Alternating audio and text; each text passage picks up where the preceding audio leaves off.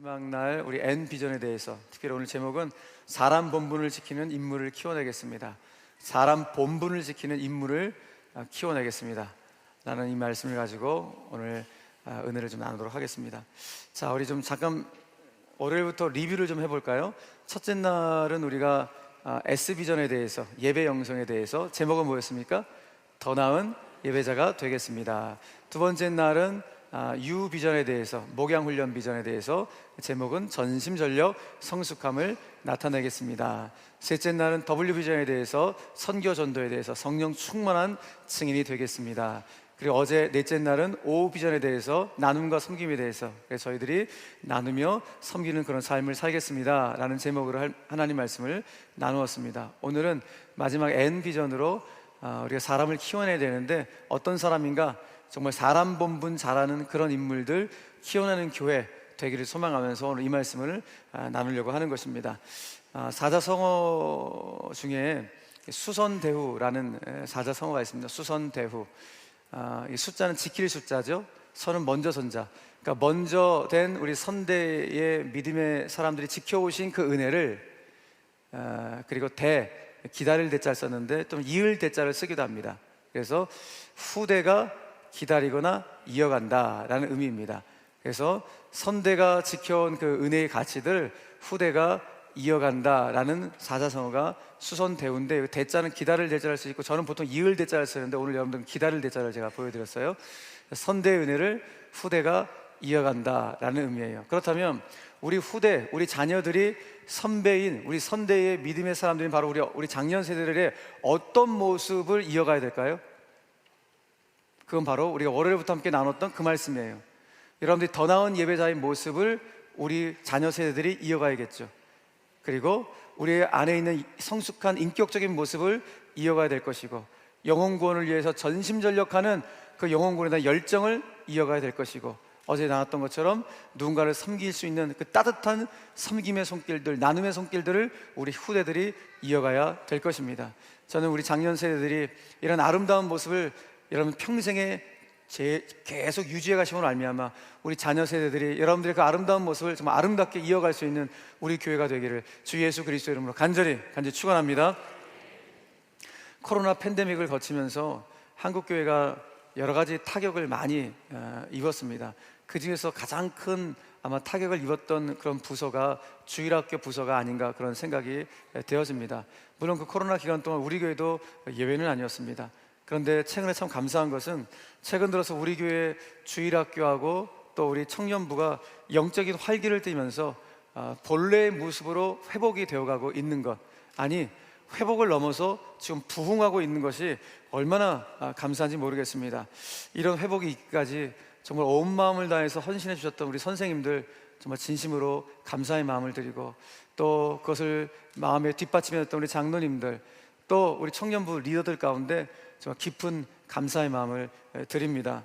여러분, 우리가 직시하고 있듯이 교회 학교라는 것은 교회의 미래입니다. 자, 교회 학교는 어떤 곳이라고요? 교회의 미래입니다. 그렇기 때문에 아무리 강조해도 지나치지 않는 곳이 교회 학교입니다. 여러분 한번 생각해 보십시오. 불과 이제 20년 후만 한번 생각해 봅시다. 짧게는 20년 후에 생각하면은 지금 여러분들이 선생님들이 가르치는 우리 고등부 청소년 아이들이 30대 중후반이 됩니다. 그 우리 청년들이 20년 후에는 40대 중후반, 많게는 50대 초중반이 됩니다. 바로 20년 후에는 바로 지금 있는 우리 청소년부 아이들과 청년들이 우리 수원제일교회를 이끌어갈 중추적인 복음의 역할을 감당해야 됩니다. 그러므로 지극한 교회의 사랑이 어떤 사랑인가? 우리 청소년들, 다시 말해서 우리 교회학교 아이들을 향하여서 따뜻한 사랑을 하며 그들에게 관심을 가질 수 있는 것이 우리 장년 세대들이 보일 수 있는 지극한 교회의 사랑임을 깨닫게 됩니다. 지금 당장만 우리 교회가 좋은 것이 아니라 계속 좋아질 수 있는 20년 후, 30년 후 주님 오시는 그날까지 하나님의 교회가 정말로 생명의 역동성 있는 그런 교회를 만들어가기 위해서 지금 다음 세대를 우리가 키워가는 것, 이 사역들이 얼마나 중요한지 모릅니다. 그러므로 장년 세대에 있어서 정말 지극한 교회 사랑은, 내가 지금 다음 세대, 미래 세대, 우리 자녀 세대를 끔찍하게 사랑하고 그들을 아끼고 그들을 위해 후원하는 것이 내가 교회 사랑하는 이름을 한순간도 잊지 않을 수 있는 우리 장년 세대들 되기를 주님의 이름으로 간절히 축원합니다. 그러므로 우리 장년 세대들은 미래 세대들에게 다른 어떤 것보다도 우리 미래 세대들이 정말 마음껏 예배할 수 있는 그런 환경들을 열어주셔야 되고, 또 그들이 하나님 말씀을 보고 듣고 배울 수 있도록 그 영적인 모든 환경들이 불편한 곳은 없는지 정말 신경을 쓰시면서 아낌없는 후원을 해주는 세대들이 바로 우리 아버지, 어머니 세대들인 부모 세대가 바로 그것을 해야 되는 것입니다. 저는 바라기는 우리 교회 영화부부터 우리 청년부에 이르기까지 우리 모든 교회 미래 세대들이 우리 장년 세대들의 뜨거운 기도, 그리고 따뜻한 사랑, 아낌없는 후원으로 신앙적으로나 육체적으로나 정서적으로나 온전하고도 건강하게 성장해서 정말 하나님 나라 확장을 위해서 시대 앞에 멋있게 쓰임받을 수 있는 우리 자녀 세대 되기를 주 예수 그리스도 이름으로 간절히 축원합니다. 자, 그런 차에서 오늘은 우리 교회 핵심 가치인 수원, SUWON에서 마지막 N 비전에 대해서 여러분들과 말씀을 나누면서 기도함으로 오늘 5일간의 대장정을 마무리하도록 하겠습니다. N 비전은 아시는 것처럼 Next Generation Leaders입니다. 다음 세대 리더를, 인재를 키우는, 다음 세대 인재를 키우는 교회로서의 비전을 우리 교회가 마지막으로 가지고 있습니다. 이 비전이 너무나 중요해요. 이 비전이 너무나 중요한데 그 이유는 무엇인가 하면은 교회는 건물이 아니라 인물이기 때문에 그렇습니다. 꼭 기억하십시오. 교회는 건물이 아니라 인물이 사람입니다. 여러분, 만약에 이 예배당 건물만 달랑 있고 이 예배당 건물 안에 예배 드리는 사람이 없다면 그건 교회가 아닙니다. 그건 교회가 아닙니다. 왜냐하면 교회란 세상에서 하나님으로부터 부름받은 사람들의 공동체요, 여기서 훈련되어 세상으로 또 보냄받은 사람들의 공동체가 교회이기 때문에 그렇습니다. 그렇게 교회의 핵심은 사람입니다. 하나님의 사람들이 있는 곳이 교회입니다. 그러므로 세월이 흘러가서 예배당 건물이 낡아지고 허라지고 뭐 정말 부식되고 심지어 물이 샌다 할지라도 그곳에서 하나님의 사람들의 믿음의 세대 계승이 일어나고 있다면, 신앙의 계승이 이루어지고 있다면 바로 그것이 여러분 교회인 줄로 믿으시길 바랍니다. 잊지 마세요. 교회는 건물이 아니에요. 교회는 인물입니다. 그 인물을 키워내는 것, 사람을 키워내는 것이 여러분 하나님의 교회인 줄로 믿으시길 바랍니다. 그러니까 이 건물은 수명 다하면 그냥 부수면 되는 거예요. 예. 건물은, 그런 사람은 부술 수가 없어요. 이곳에서 키우는 사람은 부술 수가 없어요. 하나님 정말 아름답게 빚어가는 그 사람들을 통하여서 하나님 나라 영광스러운 놀라운 일들이 일어나기 때문에 그렇습니다. 그러므로 교회는 건물이 아니라 인물이라는 사실을 한순간도 잊지 않고 시대 앞에, 역사 앞에 쓰임받을 수 있는 그런 하나님의 인재들을 키워낼 수 있는 우리 수원제일교회가 되기를 간절히 바랍니다. 자, 그렇다면 우리 수원제일교회가 정말 마음과 뜻과 정성을 다해서 키워내야 될 인재상은 어떤 사람들인가, 우리 어떤 인재들, 어떤 인물들을 키워내야 될 것인가 라는 것이죠. 굉장히 중요한 질문을 오늘 여러분들과 하게 됩니다. 우리가 정말 키워내야 될 인재상은 어떤 인재일까요? 여러 가지 많이 우리가 얘기할 수 있을 것 같습니다. 그런데 그 모든 것들을 한목에 딱 정리할 수 있는 것, 그래서 제가 담임 목사로 있는 한 우리 교회 인재들은 이런 인재를 키우려고 합니다. 어떤 인재인가? 하나님을 경외하는 인물입니다. 따라합시다. 하나님을 경외하는 인물. 예, 이것만 되면 됩니다. 하나님을 경외하는 인물만 키워내면 여러분 이 인물 안에서 놀라운 사람들이 배출되게 되는 것입니다. 여러분, 우리가 추구해야 될 인물상들을 구체적으로 이런 인물 다 얘기할 수 있습니다. 그런데 그 모든 것을 한 군데 다 모아놓으면 하나님을 경외하는 인물, 그 인물을 키워내는 것이 우리 교회가 해야 될, 우리 교회가 더 추구해야 될 인재상임을 깨닫게 됩니다. 그렇다면 왜 우리가 하나님을 경외하는 인물을 우리 교회 인재상으로 키워내야 될 것인가 라는 질문을 하게 되죠. 그 이유는 하나님을 경외하면 정말 외면의 반듯함과 내면의 순결함을 가지고 하나님을 예배하는 예배자의 삶을 살아가기 때문에, 하나님을 경외하면 자연스럽게 예배자의 삶을 살아가기 때문에 그렇습니다. 또한 하나님을 경외하면 말씀을 사랑하게 돼요. 그리고 말씀에 순종하기 때문에 평생토록 말씀과 동행하는 삶을 살아가기 때문에 하나님을 경외하는 인물을 키워내야 됩니다. 더 나아가서 하나님을 경외하면 죄를 두려워하죠. 하나님을 경외하면 죄를 두려워하기 때문에 순결한 삶을 살아가기 때문에 우리는 하나님을 경외하는 인물을 키워내야 됩니다. 더 나아가서 하나님을 경외하면 하나님 말씀합니다. 하나님을 경외하는 자에게 지혜를 주신다고. 그러면 하나님을 경외하면 참 지혜를 소유하기 때문에 그 인생은 바라보는 지향점이 달라요. 세상은 당장 눈앞에 있는 것을 바라보지만은 정말 하나님을 경외하는 사람들의 지향점은 일단 하늘이죠. 그 하나님 주신 꿈이죠. 하나님 비전을 바라보면서 살아가기 때문에 그릇 자체가 달라요. 믿음의 용량 자체가 다른 그런 인재를 키워나간 것, 바로 그 인물이 하나님을 경외하는 인물이라는 것입니다. 무엇보다도 하나님을 경외하면 사람다운 사람을 키워낼 수 있기 때문에 그렇습니다. 하나님을 경외하면 사람다운 사람으로 살아갈 수 있기 때문에 우리는 하나님을 경외하는 인물을 반드시 키워내야 됩니다. 그것이 바로 오늘 본문의 말씀인데, 다시 한번 오늘 전도서 12장 13절 말씀 보시길 바랍니다. 일의 결국을 다 들었으니 자, 하나님을 경외하고 그 다음에 그의 명령들, 하나님 말씀을 지킬지어다. 다 같이 시작. 이것이 모든 사람의 본분이니라. 예, 성경 분명히 말씀합니다. 사람다운 사람이 누군가? 사람의 본분이 무엇인가? 가장 먼저 하나님을 경외하는 것이고 그분의 말씀에 순종하는 사람이 사람다운 사람이라고 성경은 분명히 말씀하고 있다는 것입니다. 그런데 하나님을 경외하면 자연스럽게 말씀에 순종하는 사람이 되어지니, 오늘 이 말씀을 한 단어로 딱 표현하면, 아하, 하나님을 경외하는 사람이 사람다운 본분을 갖고 있는 그런 사람다움의 모습이구나 라는 것을 깨닫게 된다는 것입니다. 그러니까 사람다움의 본분은 하나님을 경외하는 것이 사람다움의 본분이다. 그러므로 우리가 키워낼 인재상이 바로 이 말씀에 있는 것입니다. 여러분, 우리는 언어의 뉘앙스상 인간이란 단어보다 사람이란 단어에 더 따뜻함을 느끼게 됩니다. 그렇죠? 만약에 여러분들이 어떤 사람을 통해 갖고 이런 말을 들어본다고 생각해요. 아유, 인간아 이런 말을 듣는다든지, 여러분들이 또 다른 사람을 또 뭐 이런 인간이 다 있어? 이런 말을 들을 때 기분이 좋으세요? 너무 기분이 상하고 기분이 너무 나쁘죠. 그죠? 그 인간이라는 단어가 그렇게 사람을 기분 나쁘게 만듭니다. 왜냐하면 인간이라는 단어는 동물과 구별되는 단어이기 때문에 그래요. 그러니까 어떤 동물들 종 있죠, 종.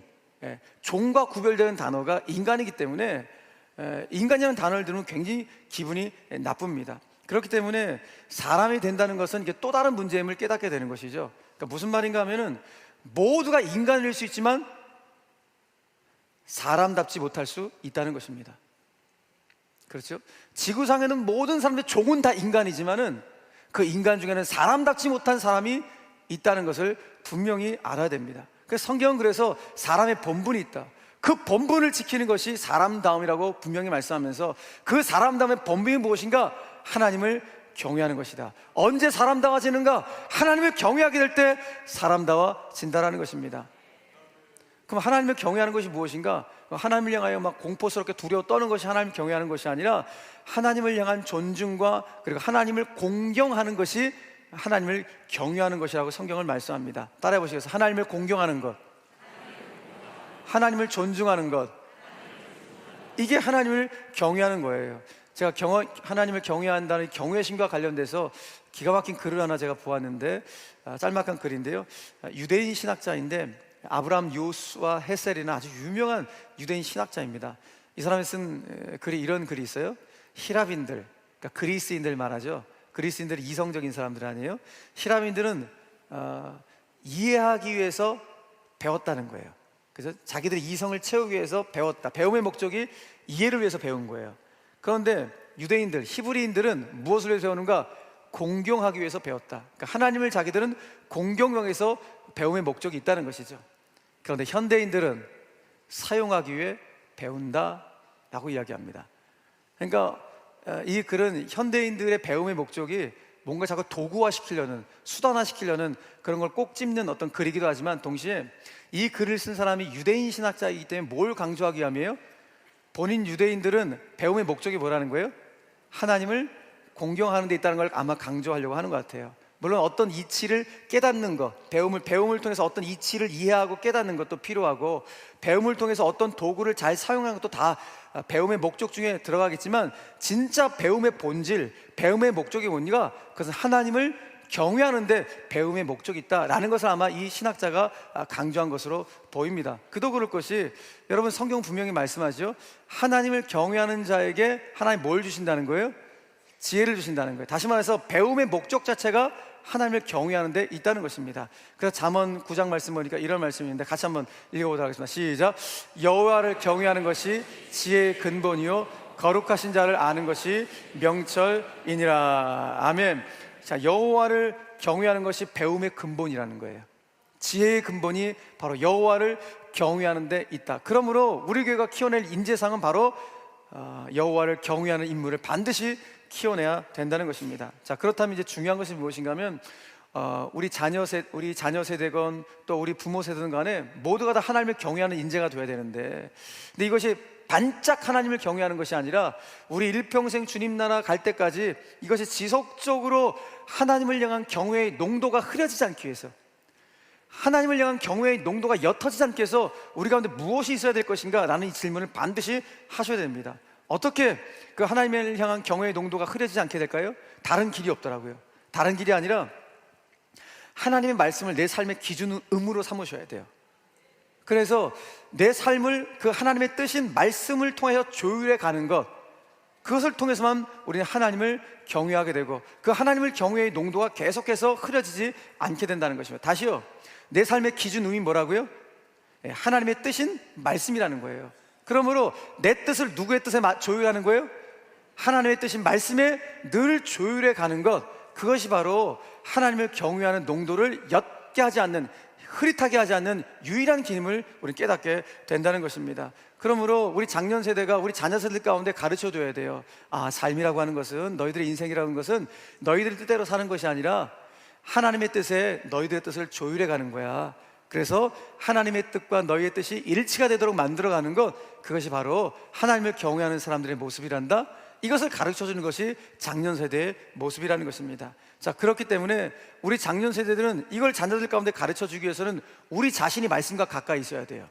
내가 말씀과 가까이 있지 않으면서 자녀들 가운데 어떻게, 야, 말씀이 너희의 삶의 기준음이야, 거기에 너희의 삶을 조율해 라고 어떻게 말을 할 수가 있겠습니까? 나도 말씀과 가까이 하지 않는데. 그러므로 오늘 성경은 우리 장년 세대들 가운데, 또 더 나아가서 우리 자녀 세대들 가운데 우리가 성경을 가까이 하는 방법을 가르쳐줘요. 어떻게 하면 말씀을 가까이 할 수 있을 것인가, 그 방법을 성경 안에서 여러 가르쳐 주는데, 그 중에서 오늘 한 가지만 제가 말씀드릴게요. 우리가 말씀을 가까이 할 수 있는 방법. 자, 신명기 말씀 보면은 우리가 말씀을 가까이 하는 방법 이렇게 말씀하고 있습니다. 자, 신명기 6장 8절 이하에 보니까, 잘 보세요. 너는 또 그것을, 그러니까 하나님 말씀이에요, 성경을 어떻게 해요? 말씀을 손목에 메어 너의 기호로 삼고, 그 다음에 그 말씀을 너의 미간에 붙여 표로 삼고, 또 그 말씀을 네 집 문설주, 문 기둥과 그리고 바깥문에 그 말씀을 기록하라 라고 이야기하고 있어요. 이것이 성경을 가까이 했던 유대인들의 모습이었다는, 수천 년 전에 유대인들은 하나님 말씀을 이런 식으로 가까이 했다는 거예요. 그러니까 먼저 이들은 어떻게 하나님 말씀 가까이 한 거예요? 말씀을 손목에 맸다는 거예요. 손목은 여러분 보통 어떤 때 사용하세요? 맥 짚을 때, 그죠? 맥을 짚을 때 손목을 여러분 사용하시잖아요. 그러니까 여러분, 내 삶 속에서 하나님의 말씀의 맥박이 뛰돌아가라는 거예요. 내 삶 전체가 말씀의 맥박이 뛰도록. 지금 내 삶 속에서 말씀의 맥박이 뛰지 않으면 겉모습은 살아있는 것 같지만 실은 그 사람 죽은 사람이나 다름이 없다라는 것을 이 말씀을 통해 깨닫게 되는 거예요.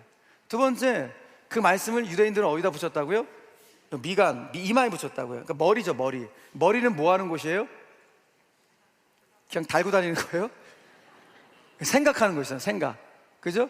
그러니까 내 생각, 내 뜻을 어디에 조율하라고요? 하나님 말씀으로 조율하라는 거예요.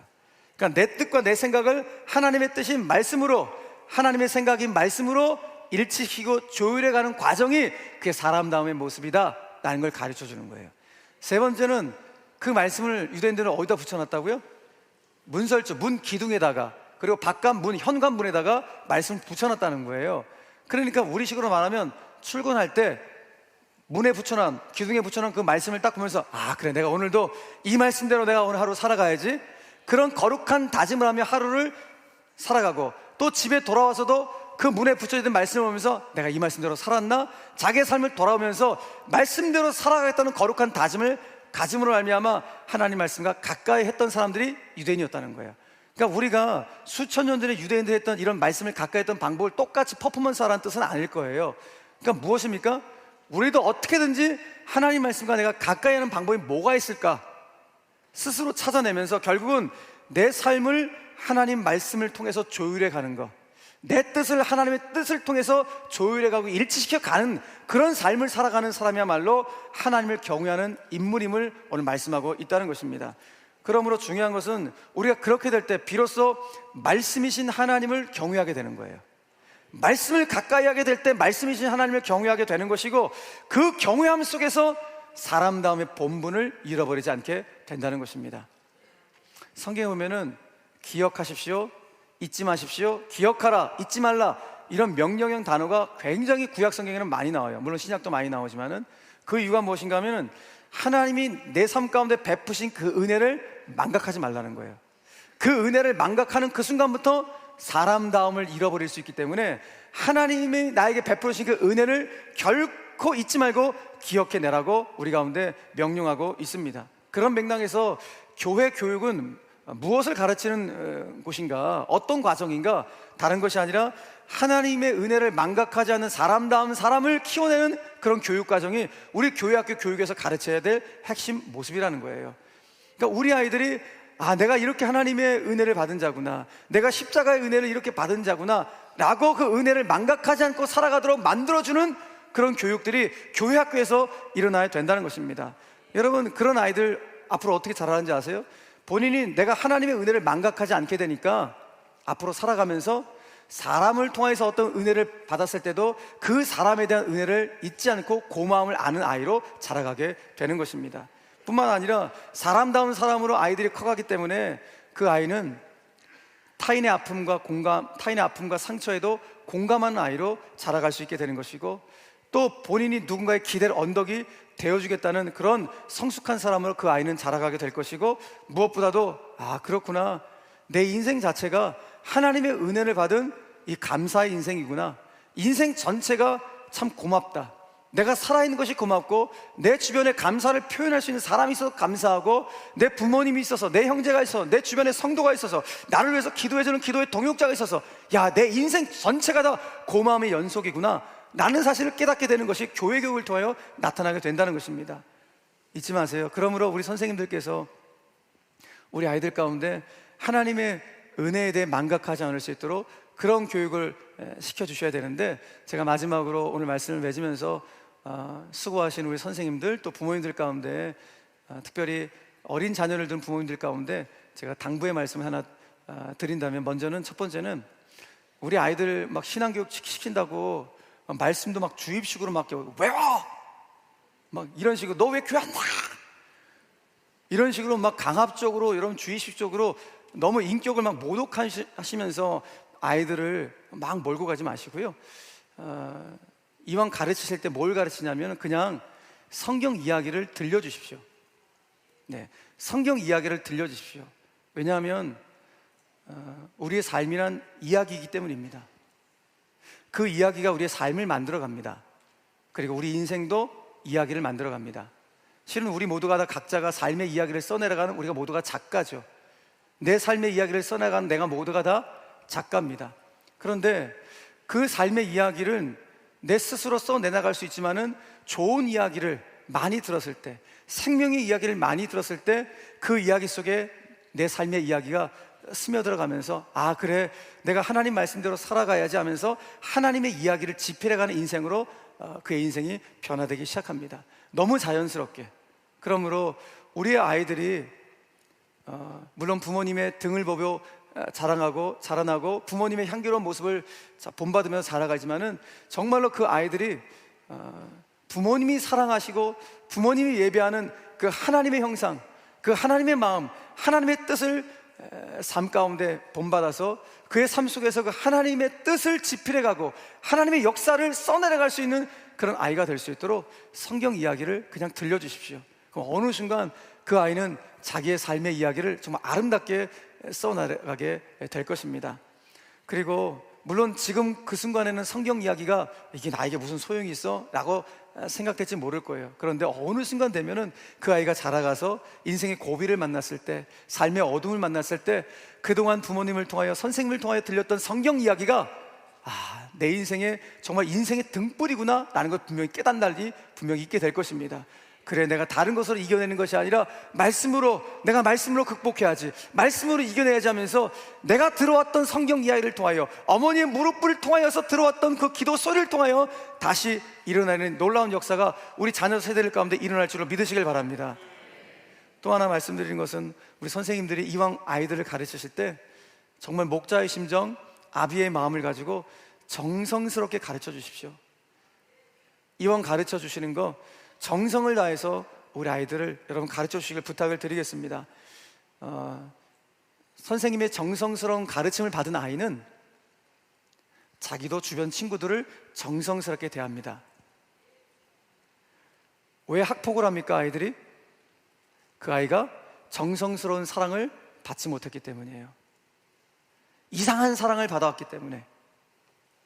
정말 하나님의 사랑을 받아오면 자기만 아는 존재가 아니라 나와 누군가와 더불어 살아가는 이러한 삶임을 알게 되고, 그리고 그 지체들과 함께 하나님 나라의 영광을 위해서 우리 어떤 꿈을 꾸며 살아가야 되지? 이런 질문을 하며 살아가는 아이들이 될 것입니다.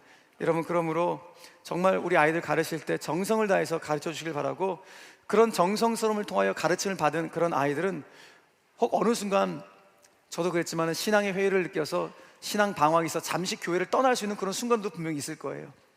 그런데 선생님을 통해서나 부모님을 통해서 정성스러운 신앙의 가르침을 받은 아이는요, 연어가 다시 고향으로 회귀하듯이 다시 돌아온 역사가 있게 될 줄로 믿으시길 바랍니다. 그 정성스러움이, 그 신앙의 정성스러움이 그 아이를 반드시 변화시키게 되는 것입니다. 성경은 이렇게 말씀합니다. 이 말씀을 읽고 말씀을 좀 정리하겠는데요. 자, 잠언 22장 6절 말씀을 같이 한번 읽겠습니다. 시작. 마땅히 행할 길을 아이에게 가르치라. 그리하면 늙어도 그것을 떠나지 아니하리라. 아멘. 마땅히 행할 길, 진리의 길, 생명의 길, 그 말씀을 아이에게 그 사이에 이게 빠졌는데 정성스럽게 가르치라는 거예요. 정말 정성스럽게 가르치라. 그리하면 늙어도 그것을 떠나지 않을 것이라고 분명히 말씀합니다. 여러분, 우리 부모 세대도 자녀 세대도 정말 이 말씀을 떠나지 않고 하나님 품을 떠나지 않을 수 있는 생명의 가정, 생명의 공동체가 되기를 주님의 이름으로 간절히 축원합니다. 그래서 저와 여러분들은 하나님 말씀을 통해서 그 말씀으로 삶을 조율해 감으로 하나님을 향한 경외의 농도가 여러분 세월이 흘려도 옅어지지 않고 흐려지지 않게 되기를 간절히 바랍니다. 특별히 우리 수원제일교회는 하나님을 경외하는 사람다움의 본분을 잊지 않는 공동체가 되어서 우리 교회 곳곳에서 정말 하나님을 경외하는 인재를 키워내는 우리 교회가 그야말로 하나님 나라 인재 양성소가 되기를 주 예수 그리스도의 이름으로 간절히 축원합니다.